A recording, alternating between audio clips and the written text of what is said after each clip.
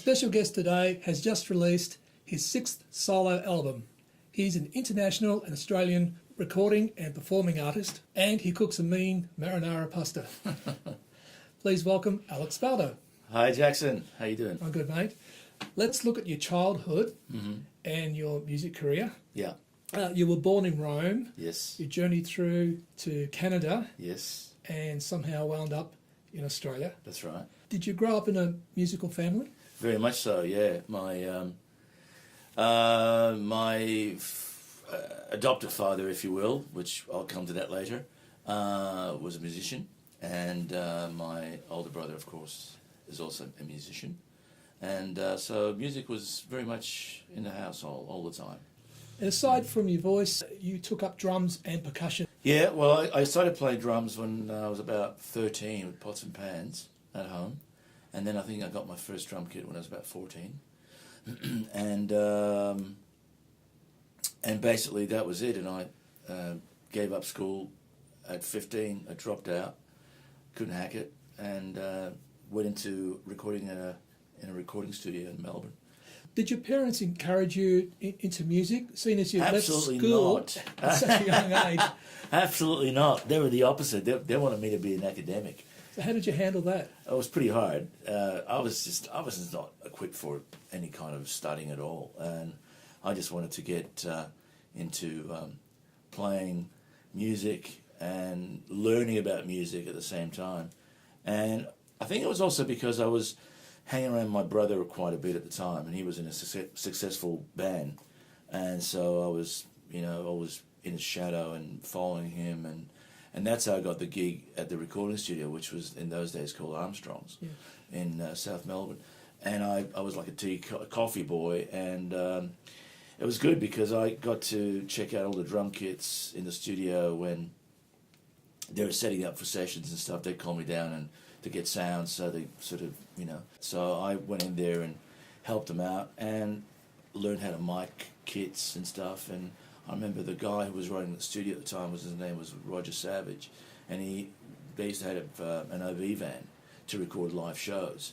So he used to take me to the bowl, to the My Music Bowl, and mic up orchestras. So I learned all that. So it was a great experience, That was actually a good apprenticeship working under Roger Savage. Well, it was, yeah, exactly. So I learned a lot about the recording side, and immediately, I suppose, gave me a real taste of the music scene. So at that age, having been brought up in Italy, and particularly during the 1960s and 70s, where Italy produced so many amazing artists and new music, did that influence you at all as a musician? Oh, look, my adopted father was the head of RCA, Victor, in Italy at the time. So there was a lot of music coming in, and he was also involved in radio as well. Therefore, a lot of Italian music was coming through the house, But from my brother's point of view, he was influenced back then probably in a lot of British bands, like all the kids were at the time, the Stones, Beatles, and etc. Where were your first gigs? I remember doing quite a lot of little high school gigs in Melbourne when I was probably about 16. But then I started playing professionally in live bands probably when I was about 17. I wasn't quite 18 yet, so they had to sneak me in pubs and not let anyone know my age. There was a lot of people that I started off playing, like there was Mick Peeling, for example. He was one of them. He was a local guy. And then I followed, I ended up touring Australia with a lot of well-known acts like Paul Kelly, Russell Morris, Ian Moss. Did a lot of sessions, did a lot of records for other people, and that went into probably about 10 years of work. And then in my mid-20s, I started developing a love for songwriting. Yeah. Now, you've been back and forwards between Australia and Italy. Yeah. Because you have a base career there in Italy as well. You've been on Italian television several times as a performer. Yeah. And in fact, more recently, an interview about your father. And would you like to tell us about that? Well, I changed my name, of course, from Formosa to Baudo when I was 30, because I found out about my real biological father being Pippo Baudo, who was, if you will, considered to be like Italy's Johnny Carson. And therefore, we basically been talking about that quite a lot over the years. But I gave it away for a long time, and this last few months it's been resurfacing again. So I've just come back from there, and I did a major TV show on the Italian network. That's Domenica Live, isn't it? Yeah. Which is Sunday Live. Sunday Live, yeah. It's quite a big show, Very national big show. Yeah, it goes on for about 4 hours, live to air. Big ratings, huge ratings. It was like the biggest show of the day for Italian ratings. And how did you establish the relationship with your father after 30 years? Look, it was a bit of a shock at first, like I'm sure anybody would go through. It's just a human condition, but it was very natural, very natural. It was like butter on toast, actually. It was the more and more we saw each other, and I'd go frequently to Italy, and we spent a lot of time together, and it's now no problem at all, you know. It was a little bit awkward at first. He was one of the major television personalities. Yeah. I mean, along the lines here in Australia of a Don Lane or a Graham Kennedy even. Yeah. But I think even bigger than that, because he's like... I actually did an interview for an Australian radio station once, I remember, and I explained to him, I said, well, look, put it this way, he's like the equivalent to like Barilla Pasta. He's like an institution, you know. Everybody knows him, and so yeah, he's very, very well known. But as far as the personal side, it's it's good as gold. Yeah. So Formosa Senior, Tulio Formosa, he was head of Rai Television for some time. No, Rai Radio. He was a big producer and writer for all the programs and. Music, showbiz was there, yeah. Wow. Was always in here somewhere, some bloodline somewhere. Do you see yourself having more opportunities as an artist in Italy? It depends when you say opportunities. There's good opportunities and bad opportunities. There's more offers, but they're not necessarily, all of them are great. There's a few that are really interesting ones. My main focus is to be a musician and to be taken seriously and not as, an opportunist. And I take that very seriously. Unfortunately, being in this position, you end up getting all sorts of offers, which sometimes can make you look a little bit naff. So I try not to focus on that too much. Yeah. Was that recent interview you did on Domenica Live did open up almost a wishing well of opportunities, and you have to consider these now? That was a window of opportunity, in itself. It was like exposure plus.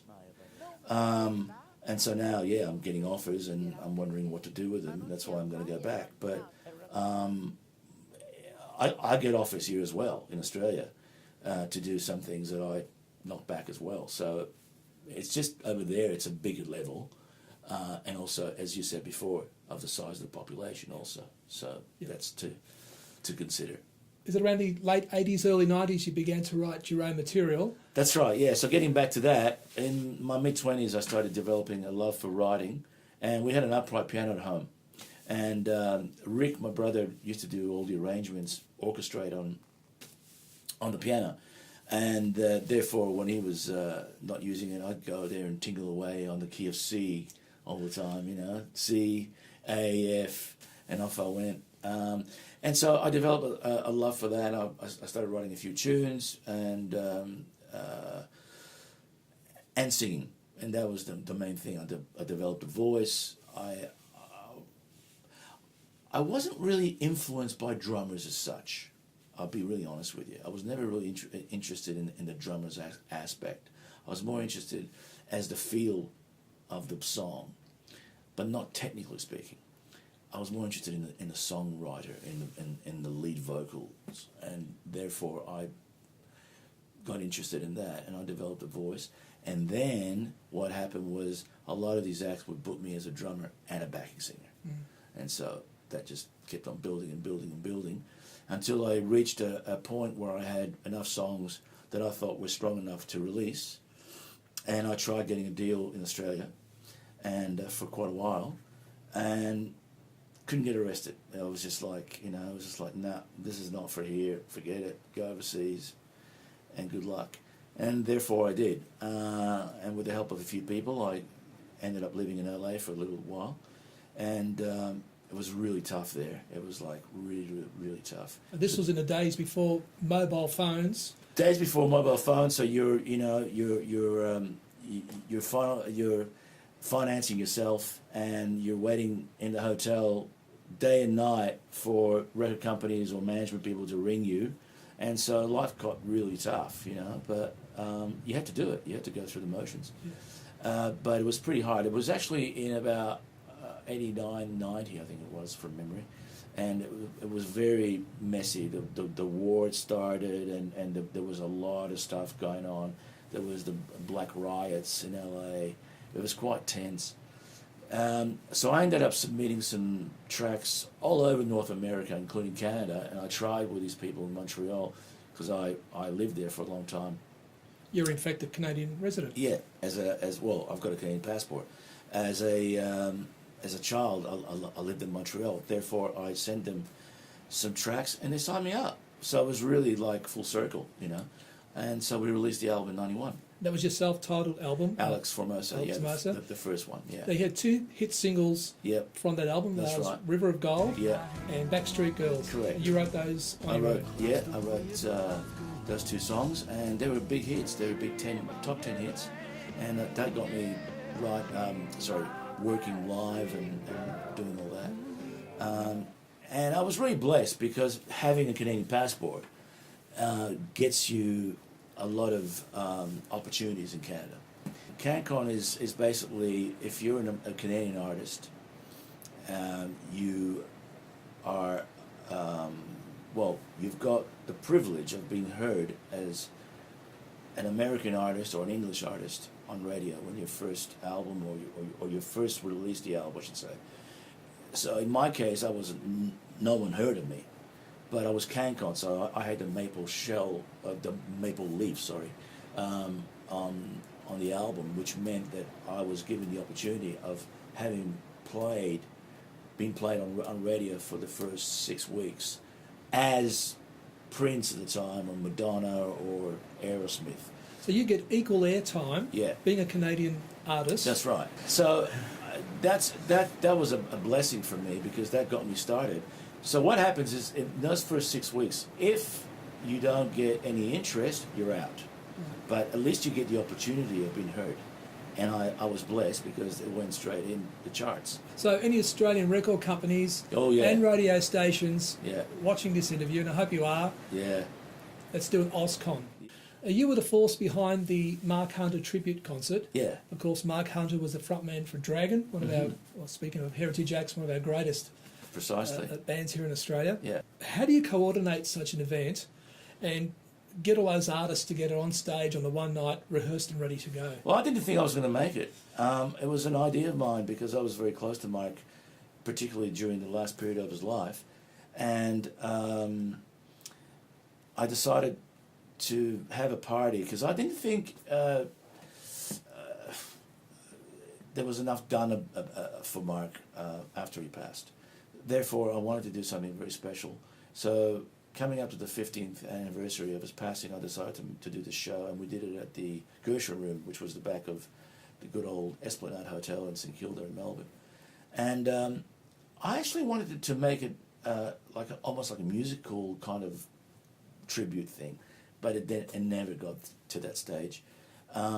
So I decided, because I was part of the one benefit shows before he passed in Sydney at Selena's, I wanted to try to do the same thing here.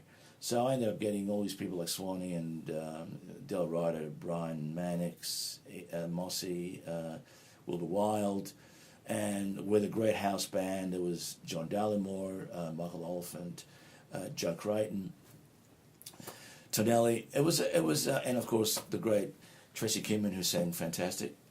Everybody rose to the occasion. It was a really great night. It was fantastic. The part of the Mark Hunter tribute concert produced an album, which is called Communication. Yeah, the Mark Hunter Songbook. Yeah, we did that after. That show, the first show that I mentioned that we did at the Gershwin, was very successful, and we did quite a few others after that in different venues.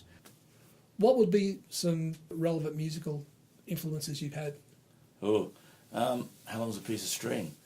Well, growing up with my elder brother was rock music, British rock music, and then we moved to Canada, and it was predominantly North American music, which covered a lot of black music. And of course, my father was a jazz musician, so we had a lot of jazz around the house as well. Probably as a singer,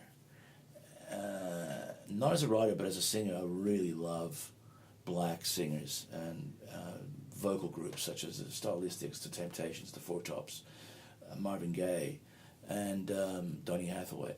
And that's kind of what I'm into. As a songwriter, I like, you know, from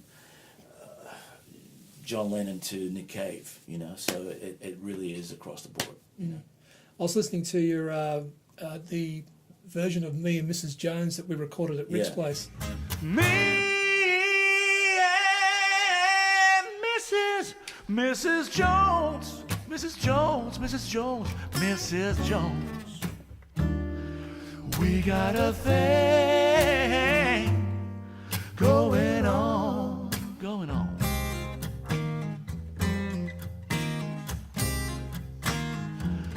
We both know that it's wrong. And I could hear some of those influences coming out of it. Pardon me. In Yeah, the well, that's way you it. sang that song, yeah. That's it. I love vocal groups. That's, of course, a Billy Paul tune. You've recorded 6 albums since 1991. And well, your first self-titled album was Alex Hermosa. Yeah. Your current self-titled album is Alex Baudo. And this latest album is a mix of your own tunes and new arrangements of classic Australian hits. I want to play tribute to these great songs that to me are from some of the finest writers in the world, not just locally. And so I decided to give it a bit of an Aussie touch, but with an Italian influence as well. What was the idea behind that? I mean, you've really people who listen to the album are going to hear songs like Slave, sung half in English, half in Italian. Yeah, well, it all started with Ivor Davies' Man of Colours. A few years ago, I did a version of that, and it was just accidental. I was just playing it on the piano, and I started making up some words. It's not a translation. You cannot translate from English to Italian word for word. It's just grammatically impossible. But the meaning is there. And the more I got into it, it was like riding a bike after a while. So it gave these songs a new life. And I thought to myself, you know what, I want to release this in Italy, and I want to give them a chance to hear these great tunes. And so to an Italian, or even any foreigner really that doesn't know these songs, having them done in Italian would be like, wow, what's this, you know? And of course, Italy is renowned for its love of music. I mean, there's 60 plus million people there that are very, if not more, that they know of, and that are focused very heavily on music. And it was actually a clever move. Did you write any of those lyrics with any particular purpose? I was in Italy with Mark and his wife Wendy at the time. Before he passed, we went on this crusade to try to save Mark's life. And what happened was that we were in the car driving, and I was telling Marcus what I was trying to do with the Italian and blah, blah, blah, blah. And he said, you know what, Here Am I, which is off the Bondi Road record for Dragon that he wrote with Alan Mansfield. He said to me, Julio Iglesias was going to record that in Spanish, but never got around to it. Why don't you give it a shot? And so that's what happened. So the first part of the song, it's basically a love song. I wrote it about Mark's great love of his wife, Wendy. Alex, where can people buy your new album? All my albums can be purchased by online on iTunes, and also via my record company, which is Newmarket Records worldwide, iTunes, or if you're locally in Australia, you can go to JB Hi-Fi's and whatever record stores are left. And that's, or if you come to one of my gigs, I might even have one on me. If you could be one other person for one day, who would that be? Probably someone like Nelson Mandela, even though he had a very tough life and an incredible life. But I think he meant something that will be on this earth forever. And he definitely stated his mark on that one. And where is your favourite place to relax? St Kilda. On the beach? On the beach. Yeah. I just love it there. It's not much of a beach as people can criticise, but for me it's home, and it's central, and I know people there, and on a nice day there's nothing better than just having a glass of wine on the beach and checking out the world go by and checking out gorgeous dogs, because it's a dog beach, which is fantastic. All these dogs playing. It's just a really nice atmosphere. And if there was only one food left on the entire planet, what would that food be? Salad. Salad? Yeah. Wrong answer. Pasta was the right answer. No, I'm a big salad man. Alex, it's been an absolute pleasure. Likewise. Thank you, Ronnie Jason. Wade? Yes. Thank you very much for having me. You're welcome. And I think now we can go inside for some more coffee, cake, and perhaps open up another salad. red. And salad, yeah. Thanks, mate. Cheers. So. I wanna let you out